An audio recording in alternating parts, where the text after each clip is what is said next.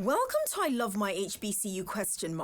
The podcast where we express our undeniable love for HBCUs, but where we are also not afraid to address a few tough questions. So, sit back, learn a little, love a lot, and rep your HBCU. Welcome to everyone who is hearing the sound of my voice. This is another episode of I Love My HBCU ? Now, some of you know her as HBCU Mom on Instagram, but I get to speak to her as HBCU Mom and Tuskegee University alumna, Shaemekia Jamison. How are you? Oh, I'm fine, and you? I'm well. I want to get right to it, right? And I think I would have had to scrub all the way to the beginning of your Instagram to have an accurate answer to this. So forgive me for not knowing the answer. What birthed HBCU Mom for you? I've always been big on my HBCU Tuskegee since I left and graduated in 2003 and started with Lockheed. Like I am, if a Tuskegee grad comes in, you need to find Shaemekia. So Wow. that's the first person that they direct them to.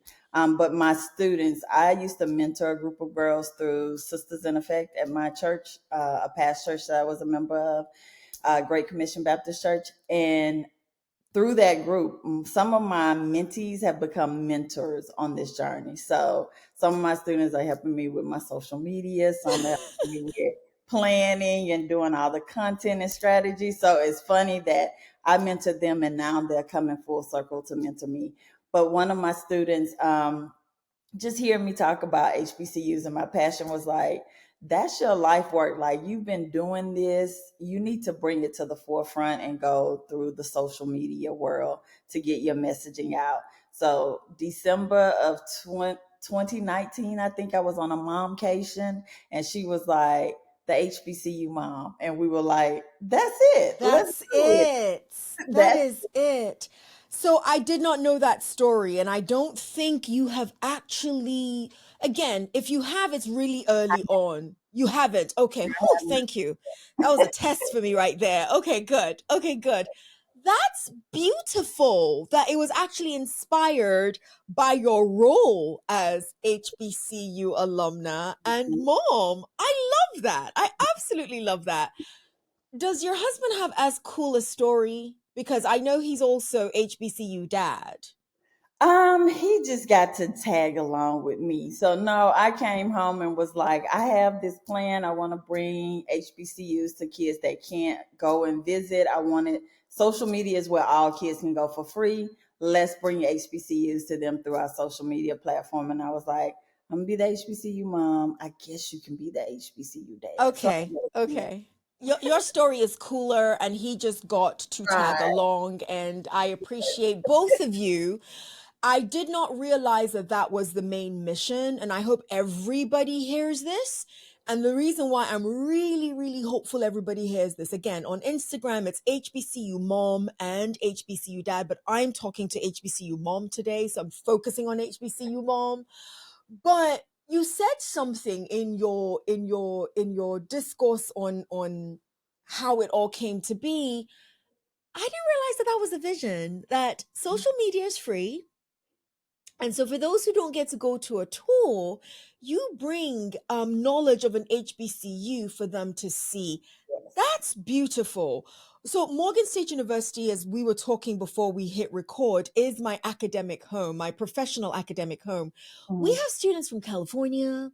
We have mhm. students from Wisconsin. We have students from all over the place. And the reality is, many of them did not go on a tour first before they Right. came. So the purpose that you're serving is a really, really noble one. And again, I hope more people tune in to Yes. you for that very, very specific reason. Okay, okay, okay. Shaemekia, you are our first Tuskegee University guest. I love it. Whenever we have a first university guest on, FAMU is currently dominating our guest list, just FYI. North Carolina A&T is a nice run up. Okay. I could say Morgan really is dominating, but is that fair because I'm Morgan's family, so of course Morgan is dominating. Yes, will be. So for those who are not watching, Shaemekia also has Shaemekia, show them your cup. Oh, So and she this has the is by cup. Tuskegee alum. That was, say that again. This was made by Tuskegee alum, Donicia Crafts. She has a Nice. store, yeah. So this is Nice. made by TU alum, but I love the artwork on it. It was her authentic creation It's artwork. beautiful. It's beautiful. I have a strong feeling. So again, for those who are only listening and not watching, for those watching, you know she's got the cup. You know she's got the sweatshirt on. And I have a feeling that if we took a tour around her home, it is probably a shrine to Tuskegee University. Definitely God is bless your husband because he did not go to Tuskegee University. He went to Southern. right. But he reps for Ski too. We both rep for different HBCUs. So Nice, nice, nice. Shaemekia, you rep for mhm. many HBCUs, but I want Yeah. to put you on the spot, okay? Uh-oh. As you know, the US News and World Report comes out with the top 5 HBCUs. I'm going to be unfair to you. Take Tuskegee University off the list, take Okay. Southern off the list. Who's your top 5? Oh, wow. Top 5 HBCUs. For no other reason than just the culture. It would be Howard, because there are sisters in the Black Ivy. Um, Okay. Definitely Morehouse and Spelman. A bid to them. Alabama A&M. And then tie between Jackson State and North Carolina A&T. And the reason it's a tie is because I have coworkers that attended North Carolina A&T, and they bug me to no ends with they're the GOAT. So that's why I don't want to even list them in my ranking. You know that's shady, right? Because they kind of are the go. You know that. That's all by perception Our because I perception. a few years ago. I think, and that's what one of the things me and my husband are doing is we're attending different HBCU homecomings, but we're not just going. Like we're finding alum and saying, "Okay, show me your HBCU. Mm, You would do," and then I can be unbiased in my ranking because me coming there and just walking in, I'm not gonna get the same nostalgia that they would. So that's what. absolutely. Absolutely. Speaking of Tuskegee, I love your list. I was kind of hoping that one of the smaller HBCUs would make it to the list, but it's your list and I put you on the spot, so it's perfectly okay. It's perfectly okay. But speaking of Tuskegee University, though, so my president at Morgan State University is an alum of Tuskegee, and something he and this is from his undergraduate days, and I want to find out from you if it's still the same now. Okay. He talks about when he talks about the school spirit Hmm. and the traditions, he talks about it with so much love and pride. Yes. And again, I see videos, and when I see videos, I get the sense that it has stayed through the decades. Yes. Do you experience that to be the same as well? Yes, like there is no love like Tuskegee. When I moved to Texas, I knew nobody here, I had no family here. All I knew was that I was coming to work for Lockheed Martin. I knew two employees there, but I mean, got here, drove up, and my alumni family had called and was like, "Hey, we're here. When you're ready to go look for apartments, whatever." So it was like I had a family already established in Texas, and it was just through me being Tuskegee family. So the love is like we take care of our own, and we not only take care of our own, like we take care of family. HBCU Nice. period. Yes. Nice. I love it. I'm getting adopted by you as a Oh, come sister. You on, don't come know it. Yeah, thank on, you. sis. Thank you very much. Thank you so much. Yes, come on in. Okay. So, Shaemekia, I'm going to throw the rapid 67 at you. 67 Uh-oh. seconds. She's like, uh oh, why does everybody say that? They're fun questions, guys. So, Okay, 67 seconds are going to go on the clock, and I look forward to hearing your answers. Are you ready? I'm ready. Let's do it. Describe your HBCU experience in one word. Family. Family, okay. Something tells me that you've got a really beautiful singing voice, so this is a good one for you. If your time in college was a song, what's the song? Ooh. Um,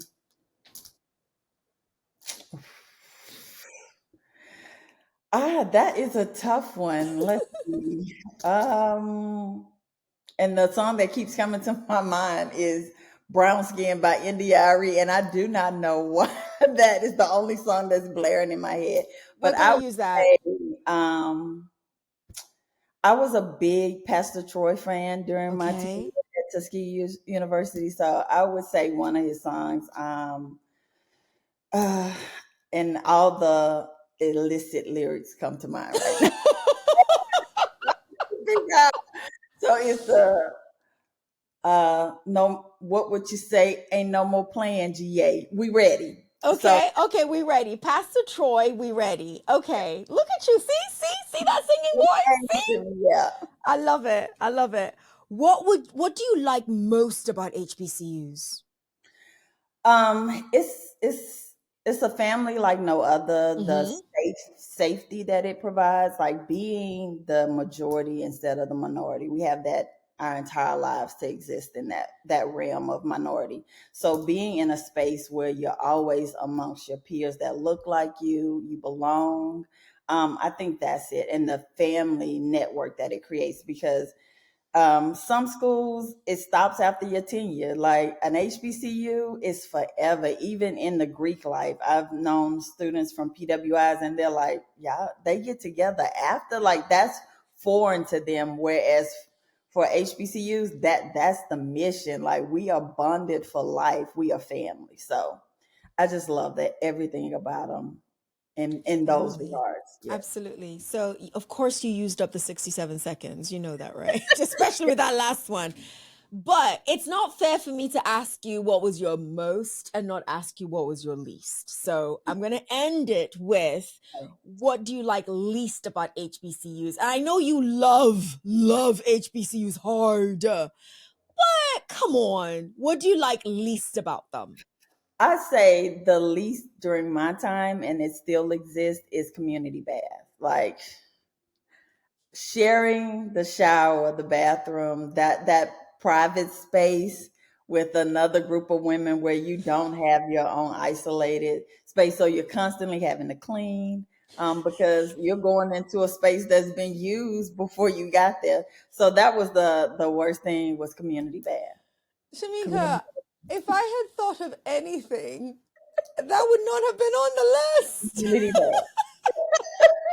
Hey, that life is different. It hits different. It hits different. Community bath. I Yeah. get it. And you're right. It's still the case now. It's Yeah. still the case now. Okay. Okay, so that officially ends the 67 seconds. I'm going to remember this for a while because if I would have guessed anything, I was not expecting you to say community bath. But No, yeah, no, I get no. it. Yeah. You are, if from again from the little I know and I've observed, you are actually living the legacy of HBCUs. Mm-hmm. But before I get to ask you what you think that looks like for you, you are creating a portal for Mm-hmm. students who are interested in HBCUs but may not necessarily be able to go there to see HBCUs through this portal of yours. So, Shaemekia, how did you select Tuskegee University? What's your college selection story? So knew I wanted to go to HBCU from watching A Different World, like Okay. seeing that love and through the episodes was just like I want to be in this kind of experience. So knew I wanted to do that. It came between three. I was looking right at home. I Okay. definitely wasn't going to attend Alabama State. I'm from Alabama. I wasn't going to go to Alabama State. It just was. It was when I was growing up, it was known as a party school. So I was just like, Okay. that's going to be a negative. Alabama A&M was on my list, but a lot of people from home already that graduated the year before me were already there. So I was just like, I don't know if I want Mm. to do that. Mm. And so Tuskegee gave me my first official offer. And then I didn't know anybody from my class that was attending, and I also didn't know anybody currently there. So Tuskegee won because it was a place for me to go and say, "This is mine. Tuskegee is mine." But I ended up having a classmate Join choose you. Tuskegee too. But that was dope because it was only us two, and Okay. then like kids start coming in droves from home to Yeah. Tuskegee University. Yes. You know what's and back of my mind, I hear it when I talk to people, but you brought it to the forefront for me. It's interesting to hear that you actually did not want to go to a college that others in your high school or in your hometown were going to. You did Mm, not want that familiarity. And I hear the opposite most of the time. That, oh, because that person went, that's why I'm going. uh-uh. What I was wanted it? newness. I wanted, so I'm from a very small community. 4 Mm, square miles, Burnt Corn, Alabama. That's me. And so I went to a public school that was a county public school, but all of these okay. kids I've seen from elementary school All the through way. high school. So we've seen each other through grow up our entire lives. So I just wanted different. I wanted to exist in a space where nobody knew me and I was just that Shaemekia. Like I wanted the opportunity to become who I was, whoever that was during my college experience. And so I chose Tuskegee because nobody was going, but ended up being two of us, Yeah. 3 and 4, and then it just blossomed. I really actually do love that story because what is underpinning in that story for me is Shaemekia wanted to find her own voice. Hmm. And many people, at least many of the college students that I get to talk to, they want to, but they also create this cocoon for themselves, which makes it actually harder for them to do Yes, so. But you seemed to step right in. Let's take the break from all these humans and let's go truly find my own voice, which is beautiful. You mentioned Lockheed Martin. Am I making a correct assumption then by saying that you studied engineering? yes, I was computer science and math major. Okay, okay. So, compute. This is the second black female math major that I've Yeah, had on the show. And congratulations to you. I know people who end up listening to me are going to be like, Tosin, why are you congratulating the math majors? Because I sucked at it. That's why. I I was horrible. my Yes. favorite subject. My favorite subject. Like there is no in between. There's a right and a wrong answer. Period. I love math for that. I love so I hope and the reason why I want to spotlight that isn't just because Tosin sucks at math and has always sucked at math, but because there are actually quite a few black females. I run into them, black female college students, and I'm being very specific by saying female because or black women, sorry, because it's been my experience to hear them be like me and say how much they don't like math, and it might have been from a horrible experience when they were younger in classes and it just never stuck. Yeah, But there are the Shaemekias yeah. who I love actually it. lean into it, and more of us need to hear that the yous actually exist Yes, comfortably in that space. So love I it. thank you. Now let's go back to that legacy that you're building, right? And I don't want you to answer legacy in the form of one's offspring and that direct connection of this is what I'm leaving behind Mhm. because of my offspring. When you think of HBCU legacy, and you can actually include HBCU mom in this because when I think about your HBCU legacy, it's impossible for me not to think about HBCU mom. Mhm. What does HBCU legacy mean to you? How do you experience and feel and think of HBCU legacy? So I was a first generation college student. Okay. So that's my biggest passion. There is Yeah. my target is students that did not have a parent that went to college. Hmm. It's hard to find out what to do in selecting your college, selecting a major. So that was like my first passion was I was attending college fairs and career fairs with Juanita Nevels from Lockheed, who used to take us everywhere. And we were going to like poverty communities and schools that were in lower income areas. That's what our target was. Our target Mm-hmm. demographic was those kids. And so, in speaking to the kids, you always say, like, what do you want to be when you grow up? And the number one answer that I got, the top three answers that I got was a basketball player, an NBA player, NFL player, and then my girls were saying they were going to be video vixens. And so I was just like, and so my next follow up question was, did your parents go to college? And every kid that had those three, no. And so we went back to Lockheed, a group of us that were in Nesby, brainstorm, and we came up with a college prep day because we were like, we got to help that Wow. generation. I was a first generation college student, and I was just like, this is where I want to help, because thankfully I had family, extended family that had been to college that could help me. But imagine being in a family where nobody has, and they're just thankful if your milestone is graduating high school. And so that's what I think HBCUs allow heavily is first generation college students. You will find us heavily insulated at HBCUs. And that is a safe space for us because smaller classroom sizes, your teacher to student ratio. I went to a PWI during the summer program, and that was like confirmation that a HBCU was where I belonged, because being in a classroom of 250 kids where I was just a number, trying to get in office hours for a 30-minute office block, and I'm competing against three classes of 250 plus students. I never experienced that at my HBCU. I could talk to my professor immediately after class, walk up, not even sign up for office hours, but just walk up to their door. And at most, I would have to wait on one student before me. Like, it wasn't a mad dash of not enough time or not enough resources to talk to every kid.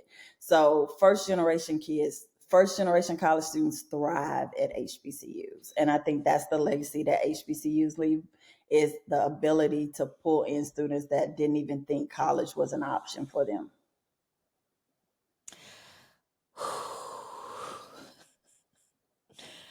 Wow.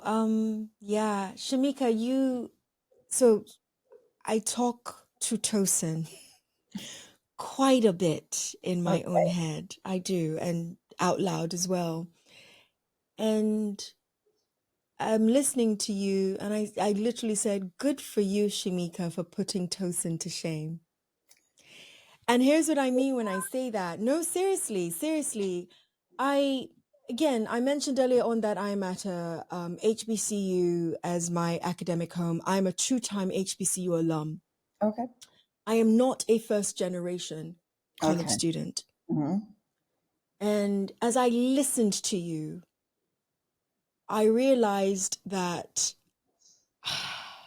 yes, not just me, I think people like me go through the motions Mhm. of helping first generation college students.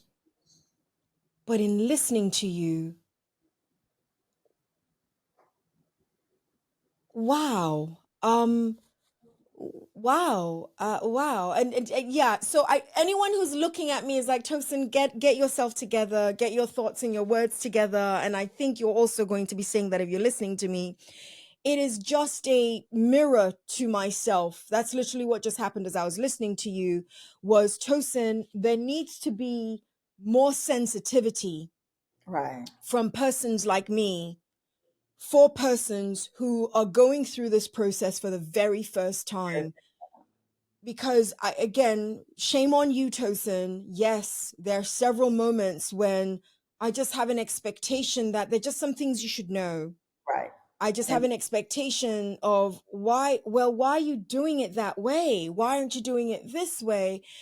And you couldn't have broken it down so simply that, well, who do they have to reference it with? Yes, I've got these things that I need to do in selecting my major, but who do how? how? The how part is missing. Mhm. And I know a lot of people wonder, well, what can I do? An HBCU alumna, what can I do to give back? And just listening to what you guys are doing in for College Ready Day, it's humbling For those of us who are thinking, I have to wait to get $1 million, I have to wait to blah, I have to wait to, and don't get me wrong, I'm sure there are more people who are doing similar things that you are. But for those who are not, I am hopeful that when they heard what you said, it shook them the way it clearly shook me. Because all I could say as you were talking is, shame on you, Tosin. Shame on you. You should approach this a little differently than you do. I don't think you could. I wasn't You've been giving me responses I'm not expecting. Oh, The community showers was one. And then you um just feel like it haunts you.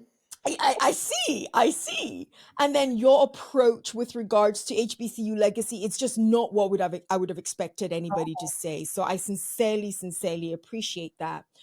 I have a feeling that if I don't push you, you will only give me the best of your experiences at HBCUs.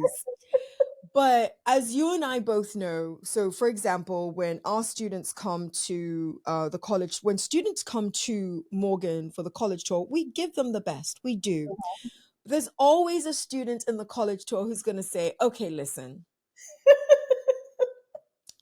the things we hear, we're not hearing them out of a vacuum. They are real.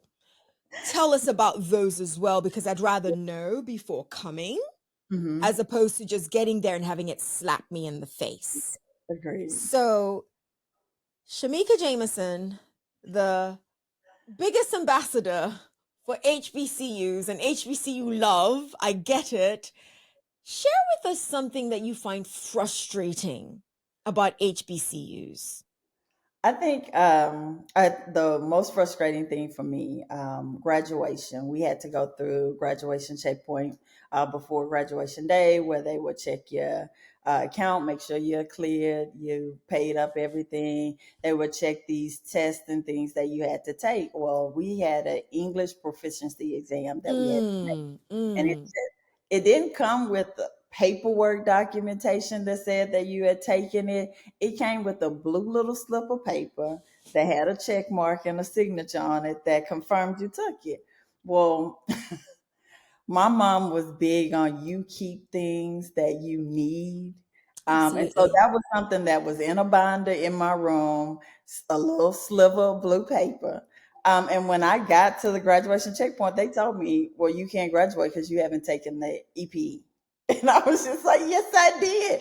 But if I had a tossed that little blue piece of paper, I would still be there until the next semester taking the EPE again. So that's something that I think our HBCUs can grow on, is the technology in which we leverage to confirm students have done something. And it may have changed drastically Mm, since mm. years ago.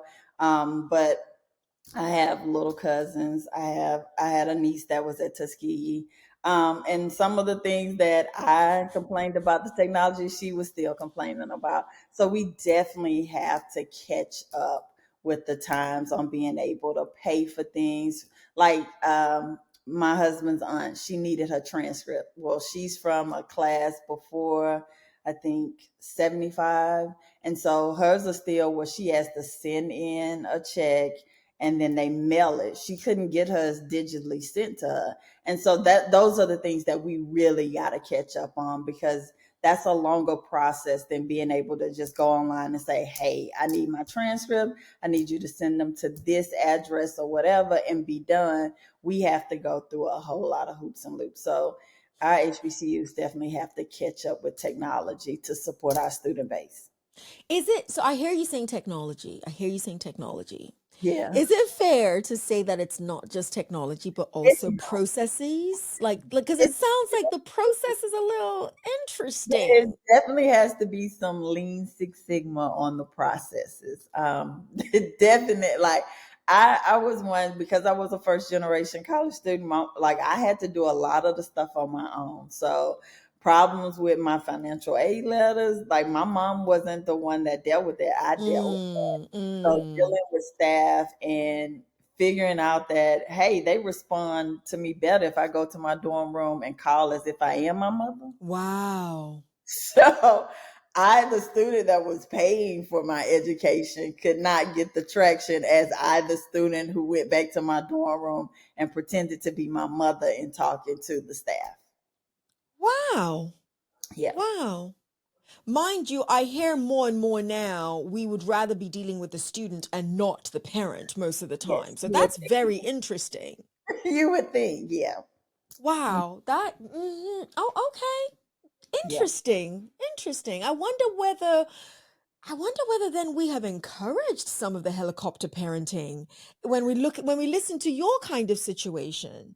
Is it that we don't trust the student and then I we now think that you don't trust that the student knows what they know about their financial situation. So it was just like, oh, so coming from my mom voice, which really isn't my mom, it's me it's in my you. dorm room calling you and saying that I am my mom, the mother of this student, and I'm Yeah. calling about this situation. I would get answers that I had just stood in line and Yeah. waited hours to not To get. not get. Yes. I pray we get better with some of our processes because that's also a process issue that you're referring to.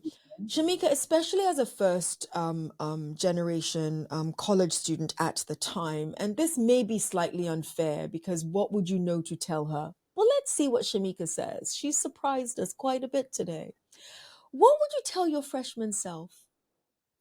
Oh, so I did some HBCU tips about this. Nice, And nice. so the first thing I told students was like introduce. My freshman year at Tuskegee, even though I wanted to go to a school that I didn't know anybody, my first semester, I did not meet many people. I met who was within my major and who I had met within orientation, but I didn't branch out. So I suggest that all kids like introduce yourself to somebody new once a week. Mm, once Um, a week. Once a week, introduce yourself to somebody new. You can do more, but at least once a week, find somebody new to introduce yourself to. I said, live out of the shell of who you were in high school, because I still lived in that little shell until after my freshman year. My sophomore year is when I really started exploring Tuskegee and like, hey, this campus is dope.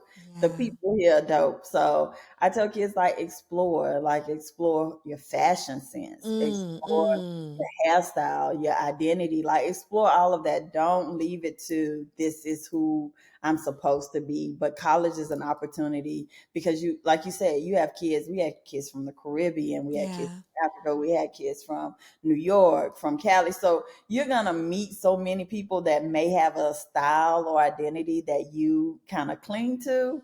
And during my 10 year, like the most we had was television. So that was my style compass, was what was showing.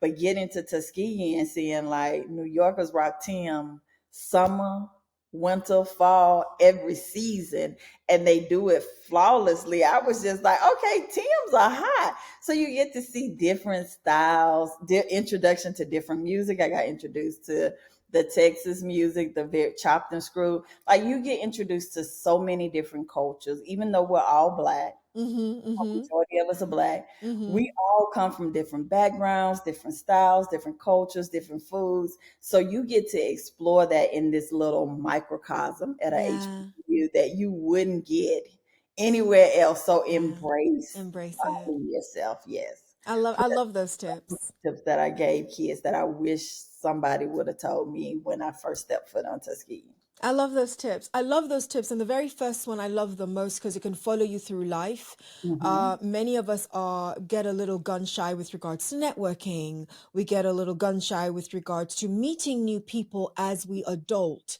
Right. And if you're already in the habit of the newness of it, it won't be as bad for you. Yes. So I love that. I really love that one. Shaemekia, finish this sentence for me. Okay. Because of my experience at my HBCU, I will not.